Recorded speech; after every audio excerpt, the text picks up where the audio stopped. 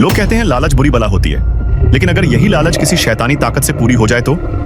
आज की कहानी में आप देखेंगे कैसे पैसों के लिए एक बाप ने अपनी ही बेटी की कुर्बानी देने का फैसला किया और फिर वही अंजाम उसी पर टूट पड़ा।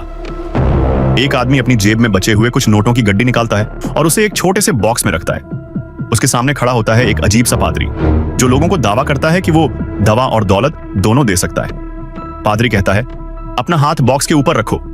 जैसे ही आदमी हाथ रखता है, पादरी एक तेज छुरी निकालता है और उसका हाथ काट देता है। दर्द इतना तेज होता है कि उसका पूरा शरीर कांप उठता है। पादरी कुछ मंत्र पढ़ने लगता है, घंटी बजाता है और जख्म पलक झपकते ही भर जाता है।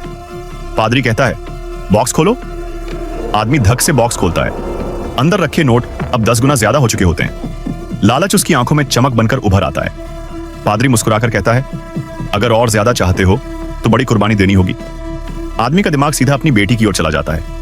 एक बेटी के बदले अमीरी की जिंदगी, और यहीं से उसकी बर्बादी की शुरुआत होती है। बेटी बाथरूम में मुस्कुराते हुए अपना चेहरा धो रही होती है। उसे जरा भी अंदाजा नहीं होता कि उसके पीछे एक शैतानी साया धीरे धीरे बढ़ रहा है। पादरी और आदमी मिलकर उसकी कुर्बानी का प्लान बना लेते हैं और कुछ ही देर में वो मासूम लड़की शैतानी रिवाज का हिस्सा बन जाती है। पादरी की जादुई ताकत की चर्चा पूरे गांव में फैल जाती है। लोग उसे मसीहा समझने लगते हैं। कोई उसे फरिश्ता कहता है, कोई मसीहा।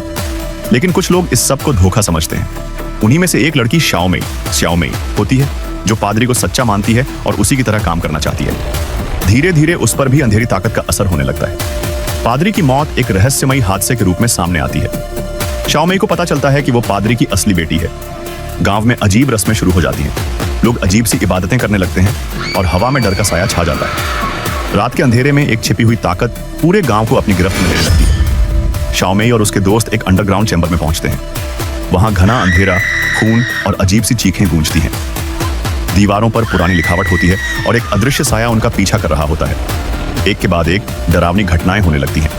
श्याओमेई पूरी तरह शैतानी ताकत के कब्जे में आ जाती है। गांव वाले उसे देवी मानने लगते हैं, लेकिन हकीकत में वो एक ईवल पपेट बन चुकी होती है। शैतानी ताकत उसका इस्तेमाल करके और लोगों की जान लेना चाहती है। आखिरी पलों में ईमान और शैतानी ताकत के बीच एक भयानक लड़ाई होती है। दुआओं की आवाज अंधेरे को चीर देती है।